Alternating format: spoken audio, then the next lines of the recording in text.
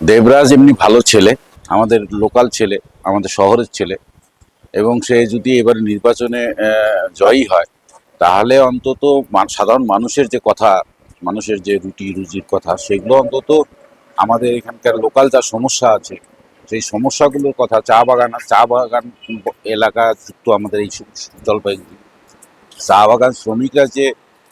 দুর্বিষহ অবস্থার মধ্যে রয়েছে সেগুলো অন্তত সংসদে পৌঁছবে বলে আমি আশা করি। যার জন্য আমরা আমাদের প্রার্থী দেবরাজ বর্মন, সে ছাত্র রাজনীতি করত, আমাদের এসি কলেজের সাধারণ সম্পাদকও ছিলেন। 2008 সালে